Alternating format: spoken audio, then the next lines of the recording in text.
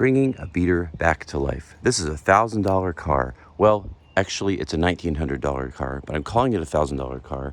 I've put about $800 more into this 2008 Pathfinder, and it looks great, it runs great, and it has been a lot of fun to work on. And in this video, I'm going to quickly show you some of the things I've done that I think if you copy these ideas, you can do a lot for a very little to a cheap car you've got. This is a 2008 Pathfinder, and I've got some other videos on my channel that chronicle some of the mechanical fixes I've done. I'm just going to spend this video briefly talking about some of the aesthetic things that I've done to this car that really for very little money you can do, and you can really spruce up your cheap car. Now, this is a car I bought as a flip, but the more and more I drove it and enjoyed it, I realized this was a keeper. I'm going to keep it for my daughter. I have a video about that on my channel as well. And just a few things real quickly that I've done that have helped this car come back to life. This car looked horrible when I bought it. It was very dirty. It had not been washed literally in years. The paint was dull. The headlights were yellow. It was ripped. It had dents. It had lots of things that didn't work. It didn't start. The check engine lights were on. The transmission light was on, and it did not look anything like this. And I have restored it to looking and driving like a very, very nice car.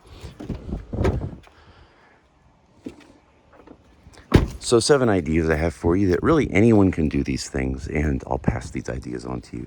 The first idea is paint work. So bringing beater back to life, one of the things I've done with a lot of the cars I have is I've restored the paint. Now with this particular car, as I said, it was really bad.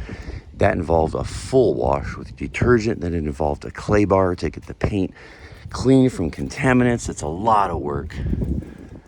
It involved some touch-up paint. It involved a lot of polishing, but eventually, with a lot of hard work, I got this paint looking really, really great. As I said, this car is about 19 years old. It does have a dent and some other little issues around it, but hey, for the money, really looking good. So paint work is the first thing. Just take your time, use the products. For me, I've shown these in other videos, but I'll just show you a few of the things that I use on that particular car. I've got, as I said, clay bar, Color Magic wax, orbital polisher up there, and a lot of hard work and muscle, and it came out looking great. Second thing is OEM options. So this is a way to, in a very inexpensive way, spruce up your beater car. This particular car is the stripped model. It has no, sunroof, no navigation, nothing like that. But I went to the junkyard and I found a lot of things for this car that really enhanced it. For example, the mud flaps, for example, the running boards. For example, at the top, there's cargo slats that went across that it didn't have. So I went and added those. And just for very little money, all of what I just shared with you cost me, I think it was like just a little over $100 for all of that. And just getting some OEM options that your car doesn't have. It might be a rear, wing spoiler. It might be, some of the mud flaps, things I got like that. In my case, I also stole this badge from a Nissan Altima just for fun. Just doing some little OEM things you can do that really spruce it up and add to the look. The third thing is aftermarket stuff. So you might notice this car has the rack up there. That was fairly inexpensive. I want to say that was $89 on Amazon. Great investment. I made the letters myself, the Nissan letters. This bull bar was also inexpensive. So these are aftermarket things you can do to really spruce up the look of the car. Again, these rain guards, these are very inexpensive. Things like this exhaust tip back here, black exhaust tip, things that just kind of spruce it up and, just little inexpensive things to go above and beyond. These cup holders were crucial for this car because the cup holders were so big from the factory, it wouldn't hold anything. Aftermarket mirror, and on and on and on. You can find all sorts of cheap but tasteful little additions to really set the car apart. And it's interesting. I get all kinds of feedback on how cool this car looks all the time. The fourth thing is restoration.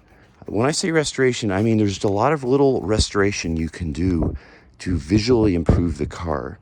So for example, for this particular car, the tires, obviously, cleaning them and using some, good quality tire shine on them. But it goes beyond that for little things like these were yellow and hazy, couldn't see it all at night. I did a really good quality Sylvania headlight restoration, brought those back to looking about like new. And then another thing I like to do is the ceramic trimmed restoration kits. You can get these from Cerakote is the product I use. And that's a product that you clean all the plastic on the car, and then you wipe it with the product, and it brings things like your mirrors, these running boards back to new, and they really look good. And again, for a 19-year-old car, you can just see how new these things look. It looks great. I used it there. I also used it back here on this piece, and it just brings that stuff back to life and ends up looking great. A fifth thing is fabric care. I won't say much about this, but go on Amazon, eBay, find yourself a fabric restoration kit. This vehicle, when I bought it, the first thing that greeted you is a big tear right here. And no, it doesn't look perfect, but pretty much any Pathfinder you look at in a lot of old cars, you're going to find rips in the upholstery. And for very little money, I bought that kit, and I've used it on several cars, and I restored that to where, again, it doesn't look new, but it actually looks pretty good. The sixth thing is just a deep interior cleaning. This particular vehicle was very dirty. As I said, it had not been washed in a very long time. So I spent several hours just cleaning all the surfaces with degreaser.